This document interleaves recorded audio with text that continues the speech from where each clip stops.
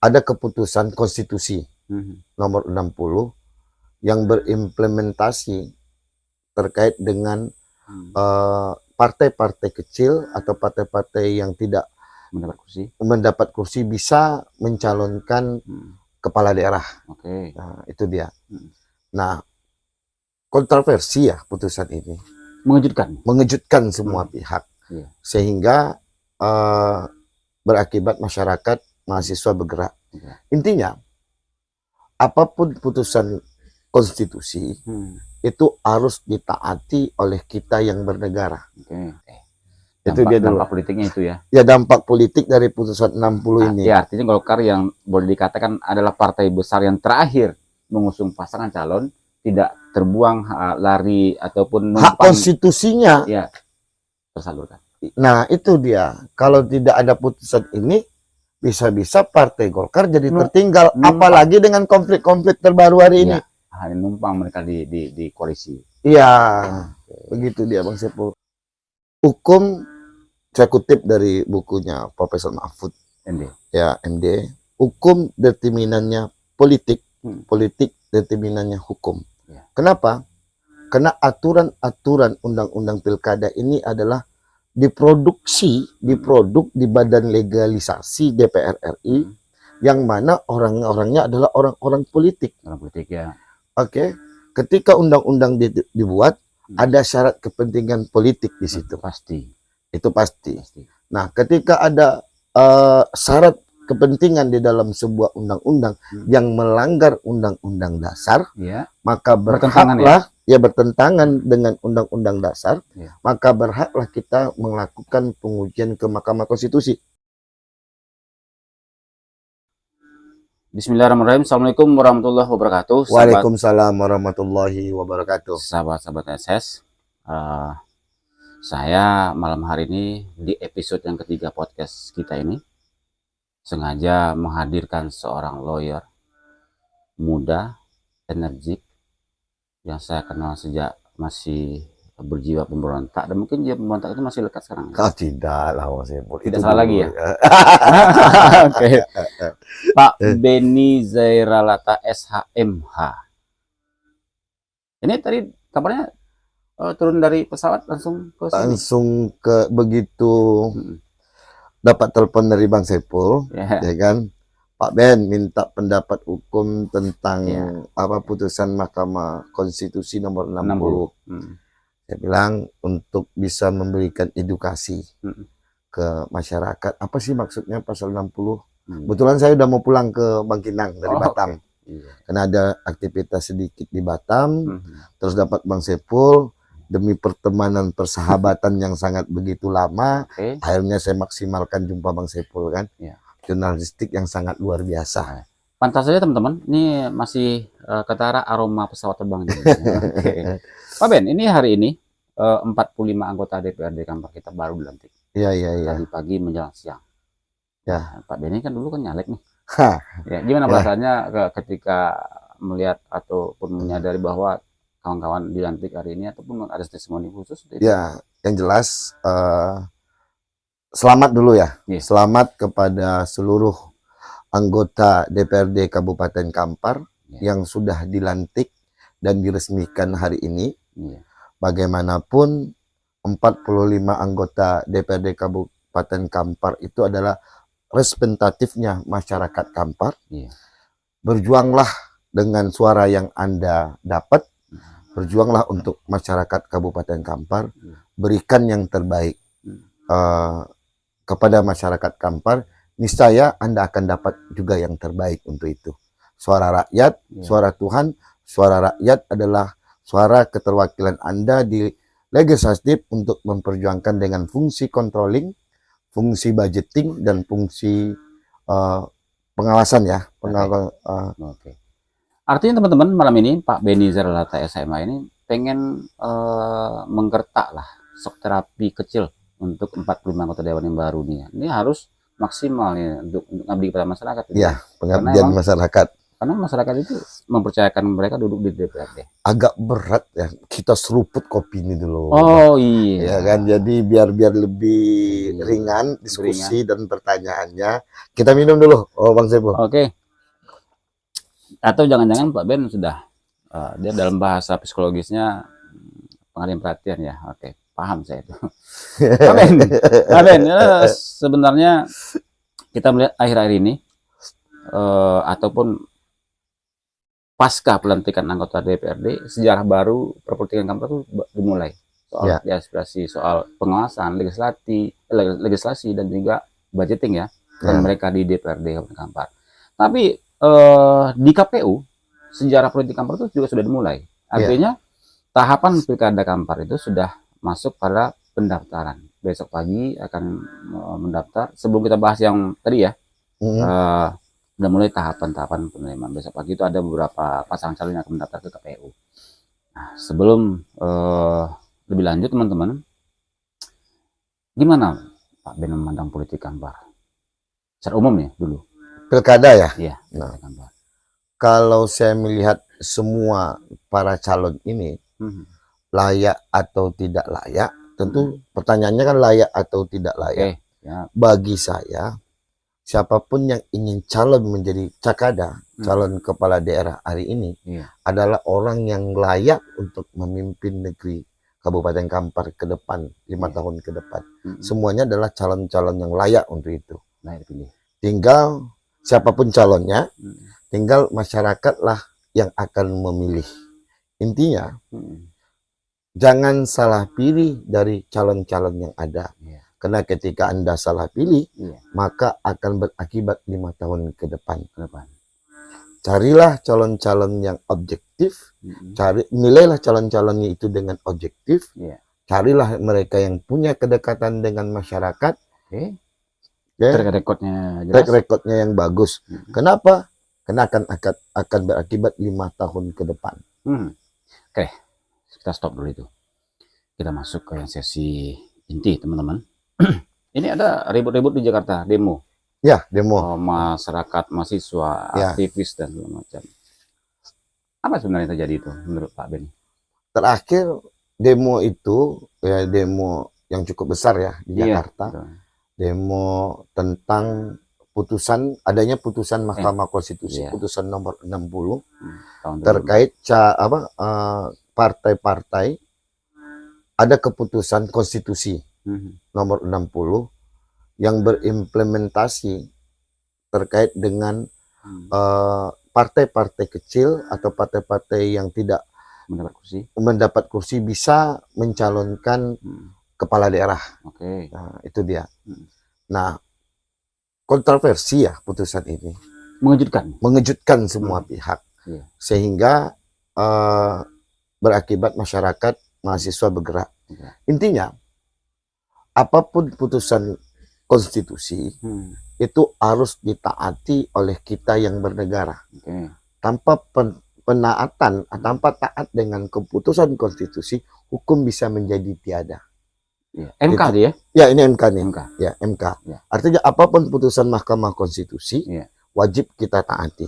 Karena kita yang melaksanakan keputusan konstitusi itu adalah kehidupan kita bernegara. Rule-nya kehidupan kita bernegara itu adalah konstitusi. Kayaknya kan DPR RI itu kan lembaga yang menghasilkan produk hukum. Produk hukum, Bung Benny. Iya. Nah, kenapa mereka sekarang tuh pengen ada revisi undang-undang tuh kayak RUU tuh? Jadi gini, Bang Saiful. Hukum, saya kutip dari bukunya Profesor Mahfud. MD. Ya, MD. Hukum determinannya politik, politik determinannya hukum. Kenapa? Karena aturan-aturan undang-undang pilkada ini adalah diproduk di badan legalisasi DPR RI, yang mana orang-orangnya adalah orang-orang politik. Orang politik ya. Oke. Ketika undang-undang dibuat, ada syarat kepentingan politik di situ. Pasti. Itu pasti. Nah, ketika ada syarat kepentingan di dalam sebuah undang-undang yang melanggar undang-undang dasar, Ya. maka Bertentangan, berhaklah ya bertentangan dengan undang-undang dasar, Ya. maka berhaklah kita melakukan pengujian ke Mahkamah Konstitusi. Ya, itu Andi Matalata dulu ya. Nah, yang dalam putusan 60 ini dilakukan oleh Partai Buruh pertama, Ya, Partai Buruh. kemudian Partai Gelora, Gelora. kalau tidak salah saya. Ya. Partai Buruh sebagai yang pemohon pertamanya, kemudian pemohon keduanya Partai Gelora. Oke. Ada hak-hak konstitusi yang menurut Partai Buruh, menurut Partai Gelora yang dilanggar. Bertentangan dengan Undang-Undang Dasar. Iya, mereka memiliki kursi di DPRD Ya. kabupaten kota, Provinsi. dan juga mereka memiliki beberapa kursi di DPRD provinsinya. Ya. Sayangnya mereka tidak lolos elementary threshold untuk DPRI-nya. Iya. Ya, sayangnya. Oke. Nah, mereka kan punya ini. Awalnya gugatan ini mereka merasa aku punya Gelora punya sekian kursi di kabupaten A. Buruh punya kursi, tapi mereka tidak bisa mencalonkan calon kepala daerahnya. Iya. Okay. Artinya menurut mereka ada putra-putra terbaik di masyarakat setempat ingin calon, tapi di pasal 40 Undang-Undang nomor 16 kalau tidak salah saya, 2000 Undang-Undang nomor berapa? Saya lihat dulu, Bang Sepul. Nanti salah, tidak pula enak kan, Bang Sepul. Kalau hukumnya harus jelas ya. Jadi saya ada lembaran ini sebenarnya, Bang Sepul, ya kan. Mendadak tapi udah ada persiapan, ketakutan nih kalau sama Bang Sepul kan. Ya, kita ini hati-hatian sebenarnya. Iya. Nah, Undang-Undang nomor 10 2016. Iya. Nah, dari situ, dari Undang-Undang 2016 ini, nomor 10 2016 ini, dari situlah awal mereka untuk menguji, karena merasa hak konstitusinya mereka tidak dapat mencalonkan kepala daerah. Di sini mereka masuk ajukan permohonan ke Mahkamah Konstitusi yang nantinya menghasilkan putusan 60. Putusan MK nomor 60 2024, baru 4 hari yang lewat. Hingga hasilnya dari syarat partai politik bisa ngusung ke daerah itu 20 sampai 20% itu. 20-nya begini pengertiannya. Maksudnya seperti apa? 20 awalnya, ini awalnya. Calon pemenang yang memiliki kursi di DPRD harus memiliki 20%. Artinya ada satu partai tunggal ya. Partai tunggal, kita tidak sebutkan namanya, partai tunggal yang memiliki suara 20% bisa mencalonkan kepala daerah cakadanya. Kalau tidak, harus ada gabungan partai yang minimal persentasenya 25%. Gabungan partai A tambah partai B harus minimal 25% untuk calon kepala daerahnya, baik di tingkat kabupaten kota ataupun provinsi. Nah, ini awal aturannya. Muncul aturan dari putusan 60, berubah semuanya, Bang Sepul. Dari 20 sampai 20% tadi jadi ke 7. Ada hitungannya, ada hitungan persentasenya. Ya, gimana itu? Nah, kalau hitungan persentasenya, saya takut lagi salah, Bang Sepul, saya ini. Nah, saya coba baca nanti. Nah, untuk mengusulkan calon gubernur dulu, kita mulai dari gubernur dan wakil gubernur. Itu berdasarkan jumlah penduduk. DPT, daftar pemilih tetap. 2 juta ya. Ya, provinsi dengan jumlah penduduk yang termuat pada daftar pemilih tetap sampai dengan 2 juta, partai politik atau gabungan partai politik peserta pemilu harus memperoleh suara sah paling sedikit 10% di provinsi tersebut. Di provinsi. Itu yang angka 2 juta. Ya kan? 2 juta sampai 6 juta, 8,5%. Kemudian 6 juta sampai dengan 12 juta, 7,5%. 12 juta dan seterusnya itu mempunyai angka 6,5%. Itu untuk tingkat provinsi. Nah, untuk tingkat kabupaten kota, nanti Kampar masuk di mana nih klasifikasinya? Nah, untuk yang 250.000 pemilih, itu persentasenya 10. Kemudian 250 sampai 500, itu 8,5%. Nah, 500 sampai 1 juta, 7,5%. 7,5%. Ini Kampar masuk di kategori 7,5%. 500 sampai 1 juta kalau nggak salah, masuk di 7,5%. Sedangkan 1 juta dan seterusnya ke atas itu 6,5%. Oke, bicara kampar tadi nih, tentu kan dengan putusan MK tersebut ada keuntungan, ada juga mungkin kerugian dari sisi politis. Apa yang Anda lihat di sini? Nah, keuntungannya partai kecil atau partai yang mempunyai perolehan suara yang hanya sampai di 3 atau 4 kursi, hitungan saya kalau Kampar 4 kursi itu sudah bisa mengusung cakada pasangan calon untuk didaftarkan ke KPU. Untuk didaftarkan ke KPU. Nah, itu implementasinya. Ya. Begitu ya ternyata. Dan ternyata nggak ngaruh banyak tuh. Pengaruh Kampar nanti ini. Kita lihat nih situasi politik Kampar hari ini, menurut saya pengaruh nih. Saya berani taruhan nih sama Bang Saiful. Oke. Kita coba diskusi nih. Iya, kita baca. Sebelum MK itu keluar putusannya nomor 60 2024 itu ada pasangan Ahmad Hizar dan Miss Harti. Partainya apa? Coba. Nasdem, PKB, PDIP. Ya. Oke. Kemudian muncul pasangan. Berarti pakai yang lama nih mereka 20%, 20 atau 25%. Lolos. Ahmad Hizar ya.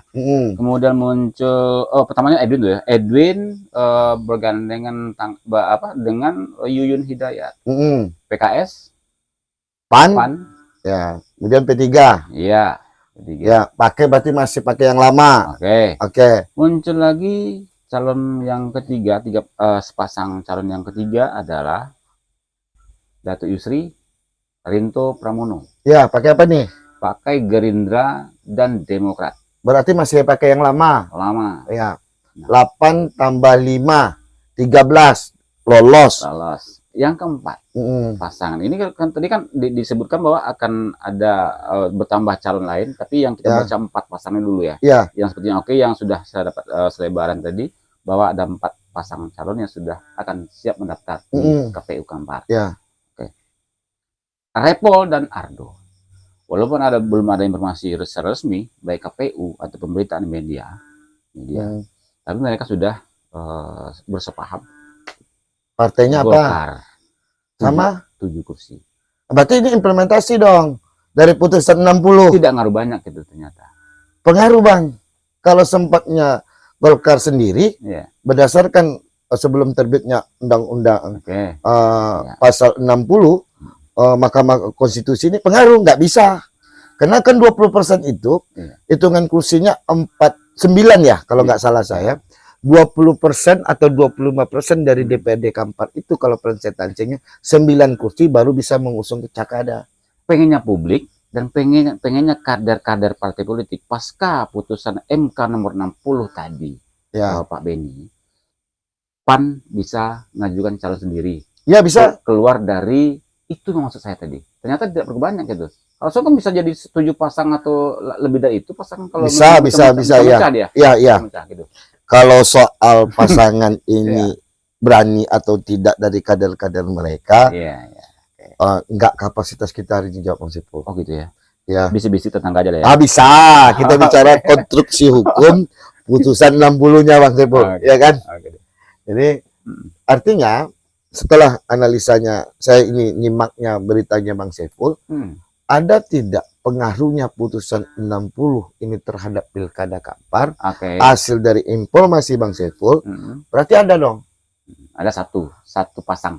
Ada dong, berarti putusan MK ini berguna bagi masyarakat. Itu dia dulu. Dampak politiknya itu ya. Ya, dampak politik dari putusan 60 ini. Ya, artinya Golkar yang boleh dikatakan adalah partai besar yang terakhir mengusung pasangan calon, tidak terbuang lari ataupun hak konstitusinya tersalurkan. Nah itu dia, kalau tidak ada putusan ini bisa-bisa partai Golkar jadi tertinggal, apalagi dengan konflik-konflik terbaru hari ini.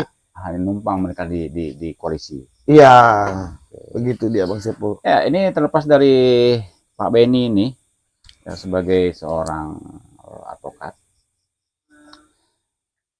Ini kan harapan masyarakat paling kencang nih. 5 tahun ke depan Kampar itu harus lebih lihat lagi pembangunan fisik, ekonomi, sosial dan segala macamnya. Ya. Tentu seorang Benny Zaralata tidak hanya memandang sisi politis saja, sosial dan hukum tentu lebih dominan juga nantinya. Apa harapan terhadap KPU sebagai penyelenggara, pasangan calon dan para masyarakat pemilih? Ini kita tutup saja nih. Saya pikir ini sesi terakhir pertanyaannya. Apa yang ingin Pak Benny sampaikan? Yang saya sampaikan, setiap bakal calon kepala daerah itu, saya yakinkan mereka punya visi. Ya, betul. Saya yakinkan mereka punya visi dan mereka pasti akan memberikan yang terbaik untuk Kabupaten Kampar. Oke. Ya kan? Mereka punya jargon-jargon politik masing-masing. Nah, cuma nih tanda kutip dua. Ada kata cumanya ya? Ya cuma, Ini apakah teraplikasi, apakah visi misi itu menjadi yang terbaik untuk masyarakat Kabupaten Kampar? Ini jadi pertanyaan.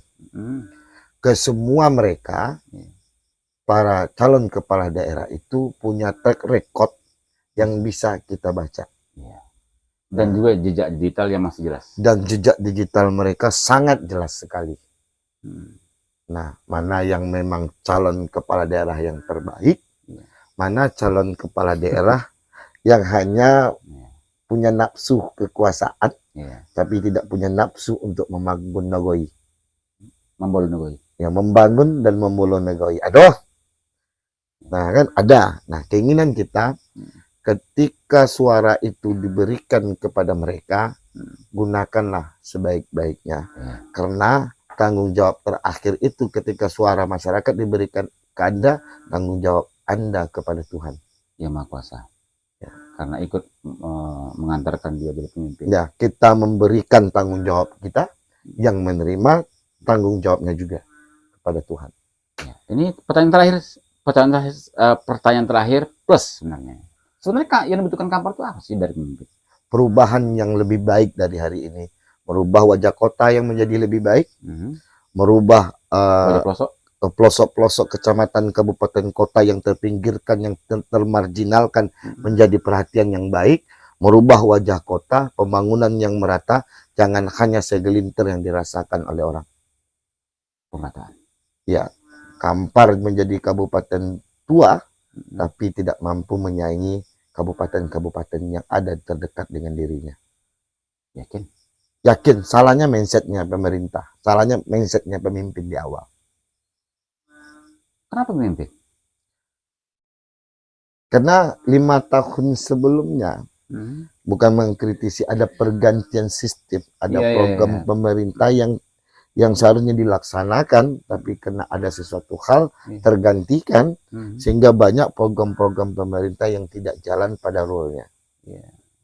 Lucu, Kabupaten Kampar ini kabupaten yang paling lucu, bisa sekda 5 kali berganti. PJ Bupati sekian kali berganti. Bagaimana PJ yang satu mau melaksanakan tugas, sedangkan dia sudah diganti lagi. Bagaimana ini mau berbuat baik, programnya belum jalan, ini diganti lagi. Nah, intinya ini proses akhir. Pilkada Kampar. Pilkada Kampar mesti kita jalani sama-sama, jangan golput, pilihlah pilihan Anda. Bolehkah saya bertanya, kisi-kisi siapakah kira? Yang punya pengalaman. Ini banyak pengalaman ini. Semuanya punya pengalaman. Banyak pengalaman di birokrasi, di pokoknya politik, punya, di bisnis. Yang punya pengalaman lah untuk. Jadi pemimpin nih, Bang Sepo. Aku nih mau jadi pemimpin nih. Tentu pernah memimpin yang lainnya sebelumnya. Nah, terjemahkanlah tuh Bang Sepo. Ya, saya tidak akan terjemahkan. Tapi biar netizen, publik yang menilai melalui kawan-kawan yang nonton di podcast. Serumput dulu Bang Sepo, biar enak Bang. Terima kasih Pak Benny. Tadi saya diwanti-wanti hanya 7-8 menit, mungkin lebih dari itu.